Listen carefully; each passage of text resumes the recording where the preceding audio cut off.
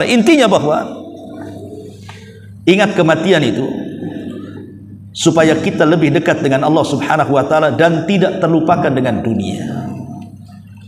Makanya dijelaskan oleh sebagian para ulama bahwa hadis Bara bin Azib radhiyallahu an yang menjelaskan tentang bagaimana perihal mulai dari dia mati sampai masuk alam kuburan itu menjadi ibrah dan pelajaran bahwa setiap ucapan kita, setiap perbuatan kita itu ada pertanggungjawabannya, dan itu dimulai dari alam barzah.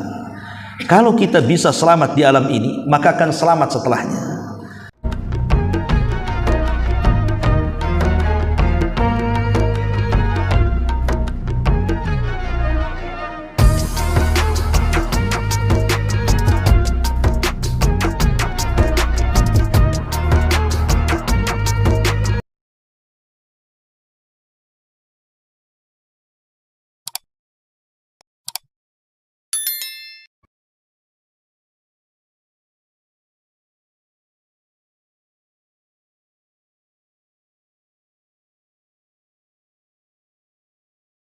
Fayatihi min rawhiha wa biha.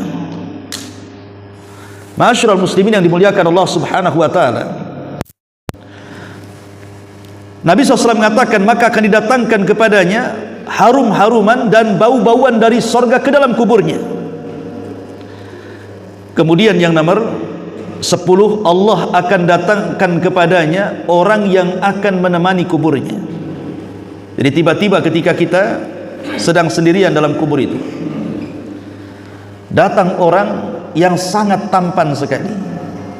Dijelaskan dalam hadis Nabi SAW, rajulun hasanus thiyab, orang yang sangat rapi pakaiannya, tiburri, sangat harum baunya, sangat ganteng orangnya.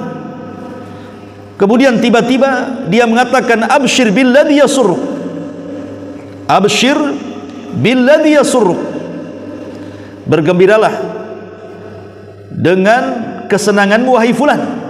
Kemudian dia mengajak bicara sampai akhirnya lelah bicara, kemudian dia mengantuk.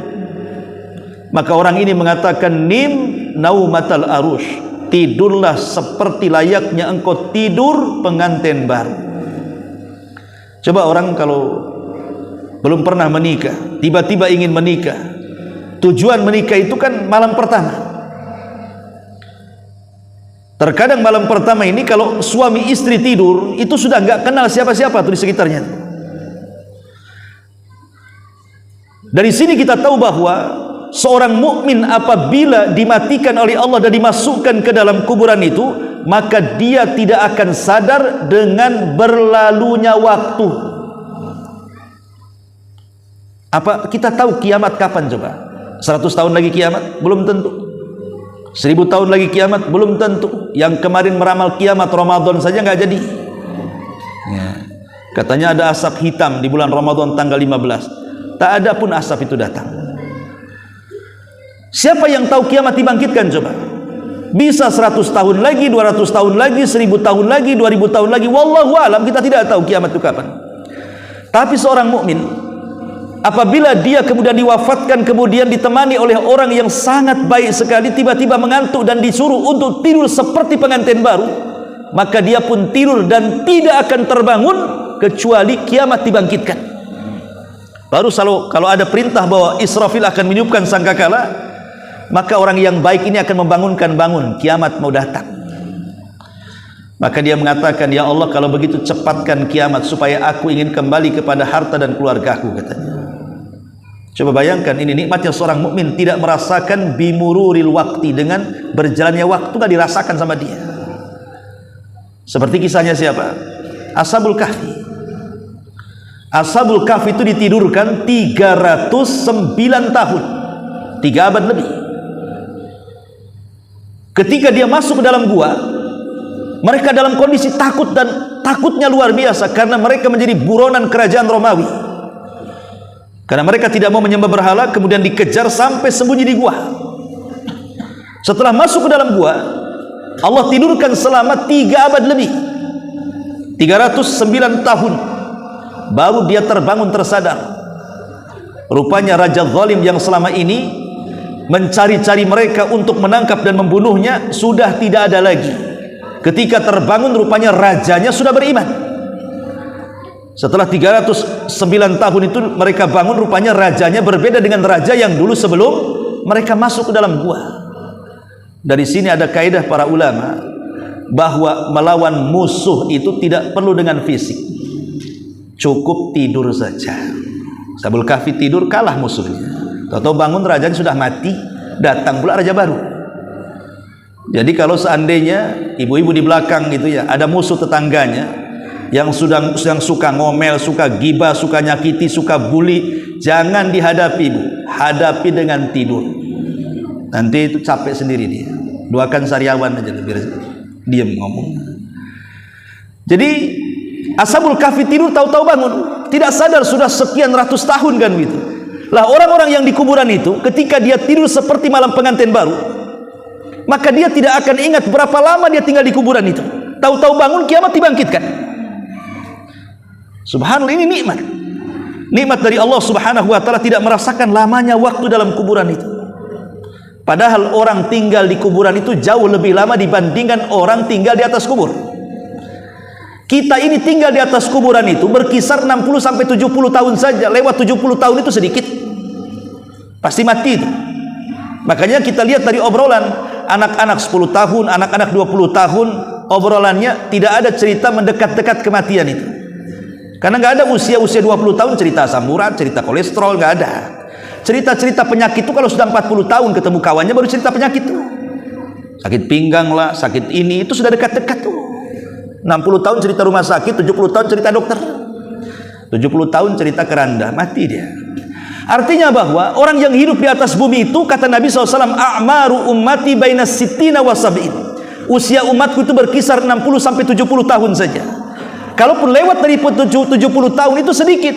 Tapi kalau orang masuk ke dalam kuburan yang sejak zaman Adam mati, udah berapa ribu tahun mereka tinggal di dalam kuburan itu. Tapi bagi orang yang beriman, walaupun ribuan tahun telah lewat kepada mereka, mereka tidak akan merasakan bimururil waktu, dengan lewatnya waktu. Kenapa? Karena Allah berikan nikmat dengan tidur seperti tidurnya pengantin baru. Nim naumatal arush, kata Rasul. Tidurlah seperti pengantin. Ini kenikmatan yang ke-10, di mana menjelma seorang laki-laki yang baik menemani dia sampai penasaran. Orang yang dikubur ini, siapa kamu ini? Kok baik sekali menemani saya dalam kuburan? Baru dia ngaku, ana amalukas saleh. Sayalah amal solehmu. Sayalah solatmu, sayalah zikirmu, sayalah puasamu, sayalah birrul walidainmu, sayalah silaturahimmu, sayalah sedekahmu. Jadi amal soleh itu akan menjelma manusia dan akan menjadi teman kita dalam kuburan. Maka banyak-banyaklah beramal saleh supaya kita mendapatkan teman terbaik untuk menunggu kita dalam kuburan sampai kiamat dibangkitkan. Ini yang ke-10. Yang ke-11, ya, maka dia akan dibahagiakan oleh Allah Subhanahu wa taala selama kuburannya. Bagaimana tidak? Makanan dihantarkan dari sorga, pakaian dihantarkan dari sorga, dan dia akan mendapatkan kenikmatan yang belum pernah dinikmati dia di dunia. Senikmat-nikmatnya orang di dunia, tidak senikmat orang mendapatkan nikmat kubur. Karena nikmat kubur itu bagian daripada nikmat sorga. Sampai ada hadis yang mengatakan, nanti pada hari kiamat didatangkan seorang laki-laki yang ketika di dunia orang paling belangsak, orang paling susah, orang paling miskin, orang paling kere, tidak pernah sejak brojol sampai mati dia senang hidupnya. Tapi Allah takdirkan dia termasuk penduduk sorga.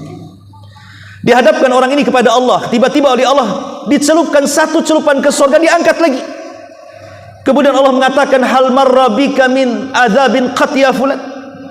Masih ingat memori engkau di dunia susahmu itu wahai fulan? Dia mengatakan tidak, sudah lupa semuanya. Coba bayangkan, di dunia saja.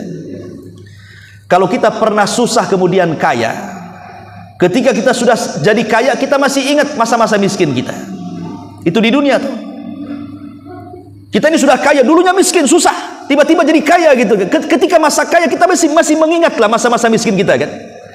Tapi orang dicelupkan ke sorga, tidak ingat apa-apa, lupa pernah dia miskin itu. Itu hebatnya sorga. Lah kenikmatan kuburan itu nikmat surga yang dihantarkan ke dalam kuburan. Bagaimana tidak nikmat? Makanya nikmat kubur disebut nikmat kubur. Makanya dia mendapatkan kebahagiaan yang belum pernah dia dapatkan sebelumnya. Ma'asyiral muslimin yang dimuliakan Allah Subhanahu wa taala. Lah inilah di antara nikmat-nikmat yang Allah akan anugerahkan kepada orang yang beriman setelah kematiannya. Tentu akan berbalik kondisinya dengan orang-orang yang ahli maksiat dan dosa. Berbalik kondisinya 180 derajat. Yang pertama Allah katakan dalam Al-Quran, dalam surah Al-Mu'minun 99 dan 100, hatta idza jaa ahadahumul maut qala rabbirji'uni la'alli a'malu salihan fima tarak kalla innaha kalimatun huwa qailuha wa min waraihim barzahun ila yaumi yub'atsun. Ketika datang kepada mereka kematian, maka orang-orang yang penuh dengan dosa akan menyesali kematiannya dan mengatakan, ya Rabb, kembalikan akulah ke dunia, katanya, supaya aku bisa beramal soleh. Menyesal dia. Sebelum mati kemana aja? Kenapa setelah mati dia mengatakan Rabbirji'uni, ya Allah kembalikan aku ke dunia? Mungkin mustahil. Orang mati hidup lagi itu mustahil.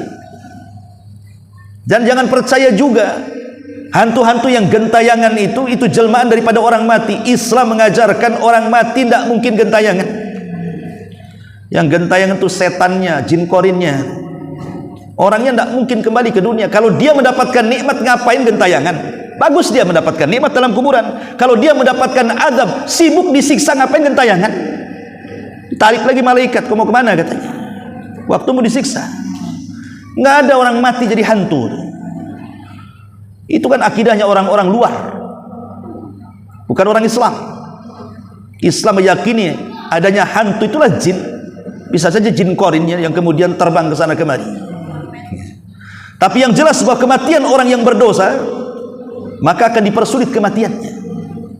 Sampai dalam hadis Bara bin Azib itu, kematian orang kafir, orang fajir itu seperti apa? Seperti orang memegang pisau bengkok, namanya safut.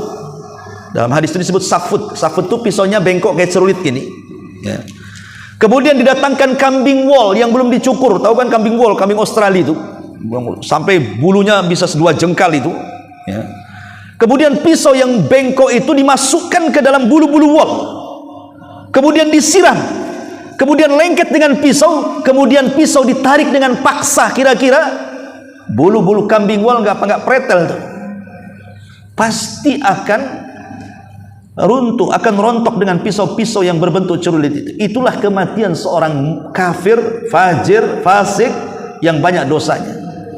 Jadi kematiannya membawa sakit yang tidak ada yang tahu kecuali Allah rasa sakitnya.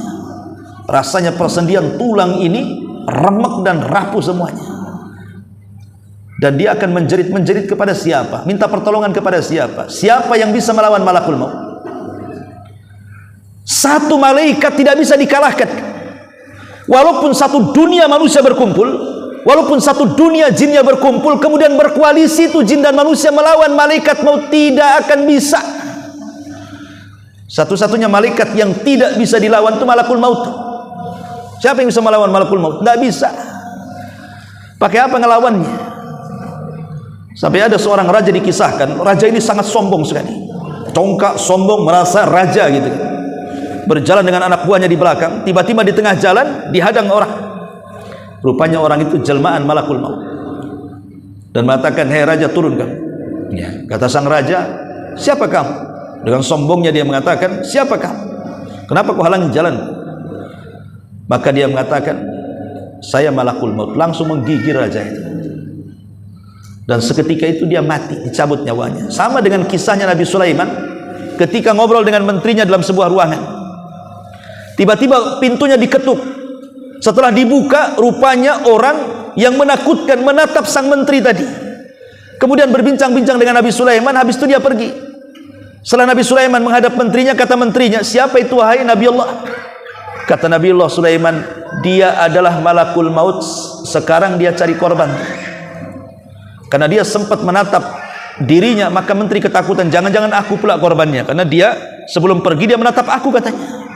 Akhirnya dia mengatakan, ya Sulaiman, engkau kan Allah tundukkan awan dan juga angin, bawa terbang aku dengan awanmu, terserah kemana katanya. Akhirnya Nabi Sulaiman bawa terbanglah orang ini, rupanya ke India sana. Ketika kemudian awannya ke bumi, kemudian tiba-tiba orang ini sampai di India, rupanya orang itu ada di situ. Itulah kematian, ainama takunu yudrikumul mautu walau kuntum fi burujin musayyadah. Dimanapun kau berada, kata Allah, kematian itu pasti mengejarkan kamu, walaupun kau di balik dinding yang sangat kokoh sekalipun. Kematian bisa menembus. Kematian itu bisa menembus. Dari sini kita tahu, ma'asyiral muslimin, bahwa kematian orang-orang fasik, fajir, kafir, maka kematian mereka akan sulit. Yang kedua, himpitan kuburannya juga akan dipersulit, akan merontokkan seluruh tulang dan persendiannya. Bahkan akan dipersulit jawaban-jawaban ketika ditanya siapa Rabbmu, siapa Nabimu, dan apa agamamu. Bahkan Allah akan mencela dia dan mengatakan, angkadzaba abdi, hambaku telah dusta, karena dia salah dalam jawaban. Bahkan bukan surga yang dibukakan, pintu neraka dibukakan, diarahkan kuburannya. Jadi pintu neraka itu diarahkan ke kuburannya, kemudian panasnya api neraka dihantarkan ke dalam kuburannya lagi. Coba bayangkan, kayak di open kita dalam kuburan itu. Bukan hanya itu, dipakaikan pakaian dari neraka, itu belum masuk neraka, sudah dipakaikan pakaian neraka, dihembuskan api neraka ke dalam kuburannya. Kemudian didatangi manusia yang paling buruk, yang menakutkan, jelmaan dari perbuatan dosanya. Dan dia tidak diberikan kesempatan untuk tidur seperti seorang mukmin tidurnya seperti pengantin baru. Ini tidak ada kesempatan untuk tidur istirahat bagi dia, karena dia akan terus mendapatkan siksa kubur sampai kiamat dibangkitkan. Bahkan dia merasa tersiksa dan menyesal. Bahkan dia pun meminta-minta kepada Allah untuk dikembalikan ke dunia untuk beramal saleh. Tapi itu mustahil, karena ada dinding yang disebut dengan barzah. Barzah disebut barzah itu karena memisahkan alam dunia dan alam kubur. Itulah dinding yang disebut barzah, maka disebut alam barzah. Adapun alam kubur, karena manusia dikubur, maka disebut alam kubur. Ya. Ma'asyiral muslimin wal muslimat rahimani wa rahimakumullah. Jadi kematian orang kafir, fajir, fasik justru kebalikan daripada kematian seorang yang beriman. Maka dari sini, ma'asyiral muslimin yang dimuliakan Allah Subhanahu wa taala, penting selama kita masih di dunia, ingatlah akan kematian. Ustaz, kita kan belum mati, cerita hidup lah, jangan cerita mati. Nunggu mati aja kita cerita mati. Bukan begitu. Rasul mengatakan, aktsiru dzikra hadimil ladzatil maut. Perbanyak oleh kalian mengingat sesuatu yang menghancurkan kenikmatan kalian. Apa itu? Kematian. Karena kalau orang kaya dia mengingat kematian, maka akan sempit dadanya. Kalau orang miskin mengingat kematian, akan lapang dadanya. Kenapa orang kaya kalau mengingat kematian akan dadanya akan sempit? Ya, karena dia terpikir, kalau saya mati harta tidak akan dibawa, akhirnya dia sedekah. Tapi orang miskin kalau mengingat kematian jadi lapang. Ya, karena kemelaratan di dunia itu ada batasnya dengan kematian. Sak susah-susahnya orang hidup di dunia itu ada batasnya, dan batasnya itu kematian. Dan dia masih berkesempatan bahwa dia akan mendapatkan kehidupan bahagia setelah kematian. Makanya orang miskin kalau dia ingat mati, lapang dadanya. Toh miskin hanya di dunia saja, di akhirat ada surga. Tapi jangan pula lah miskin di dunia, melarat pula di akhirat. Ada orang Yahudi miskin di zaman Al-Hafidh Ibnu Hajar ketika menjadi qadhi di Mesir. Ibnu Hajar ini sedang jalan-jalan ke pasar, karena dia seorang qadhi, seorang hakim kerajaan Mesir. Ya tentu pakai pakaian yang bagus gitu kan, pakai unta yang bagus, pakai kuda yang bagus, masuk ke dalam pasar. Satu pasar murid dia langsung menghormati ulama kan gitu ya. Dipandanglah oleh si Yahudi miskin itu, siapa orang itu katanya, sambil ngobrol sama kawannya yang orang yang Islam tuh. Kamu tahu nggak siapa dia? Kata kawannya yang Muslim, celaka, kok itu guru saya, namanya Ibnu Hajar. Kok enak kali dia ya, pakaiannya mewah, kendaraannya mewah, digaji pemerintah lagi. Akhirnya Yahudi miskin kere ini mengatakan kepada seorang Muslim kawannya, bisa nggak kau pertemukan aku dengan dia? Bisa, kata. Akhirnya dipertemukanlah Yahudi miskin itu dengan Al-Hafidh Ibnu Hajar. Ketika itu menjadi qadhi Mesir. Terjadi dialog di situ. Kata Yahudi miskin, wahai imam, boleh nggak saya bertanya? Kata Al-Hafidh Ibnu Hajar, boleh-boleh saja. Kata Yahudi miskin mengatakan, bukankah dalam agamamu saya pernah mendengar Rasulmu mengatakan ad-dunya sijnul mu'min wa jannatul kafir. Dunia ini penjara bagi orang yang beriman, surga bagi orang kafir. Apa enggak terbalik katanya? Di mataku aku ini kafir karena Yahudi.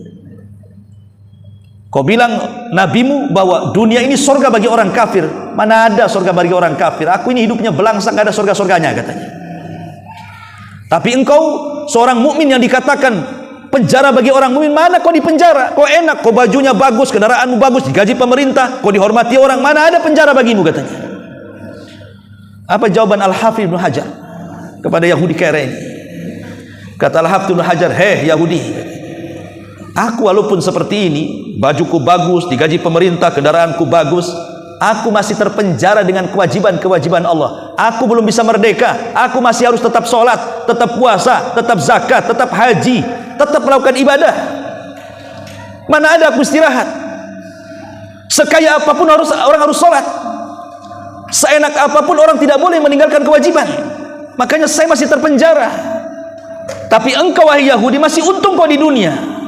Kalau kau mati masuk neraka, maka neraka lebih buruk daripada kondisimu di dunia. Maka dunia itu masih surga untukmu katanya." Kan enak jawabannya tuh.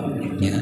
Ma'asyiral muslimin yang dimuliakan Allah Subhanahu wa taala. Intinya bahwa ingat kematian itu supaya kita lebih dekat dengan Allah Subhanahu wa taala dan tidak terlupakan dengan dunia.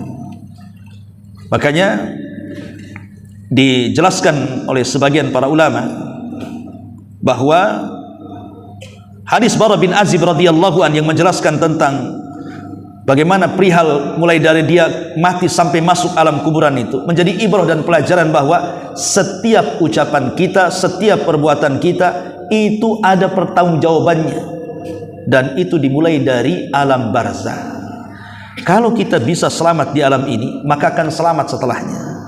Tapi kalau kita tidak selamat di alam ini, jangan harap alam setelahnya lebih ringan, justru lebih berat daripada alam barzah. Karena itu baru muqaddimah. Hakikatnya ada di neraka sana. Kalau dia mendapatkan azab kubur, naudzubillah, summa naudzubillah. Wallahu a'lam bishawab. Sudah jam 8. Ya, ada tanya jawab silakan. Kalau nggak ada kita tutup. Ya, nampaknya sudah mengantuk. Kita tutup saja. Silakan.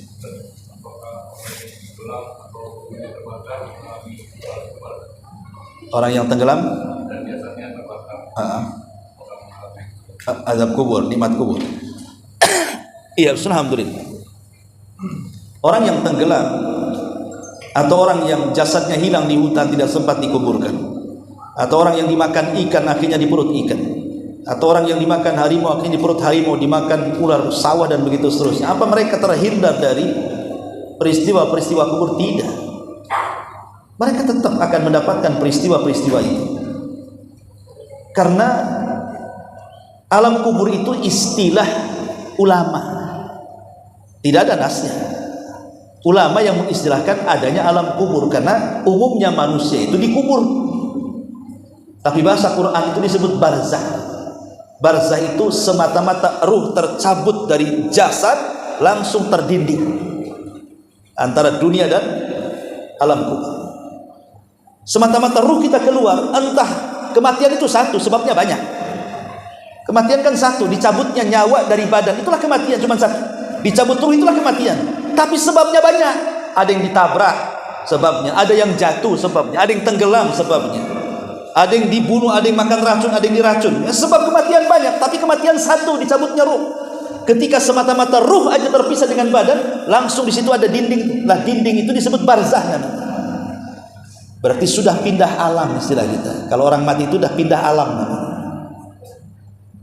Makanya kalau ada orang begap-begap, hati-hati kamu pindah alam katanya. Maksudnya pindah alam itu sudah tidak alam dunia lagi, tapi masuk alam barzah. Kalau sudah masuk alam barzah, masuk pada peristiwa 4 tadi, himpitan, fitnah, azab, ataupun nikmat. Semua akan kena di situ. Itulah penjelasan para ulama, wallahu a'lam. Sampai di sini subhanallah bihamdika, asyhadu an la ilaha illa anta astaghfiruka wa atubu ilaik. Allahu ta'ala alam. Assalamualaikum warahmatullahi wabarakatuh.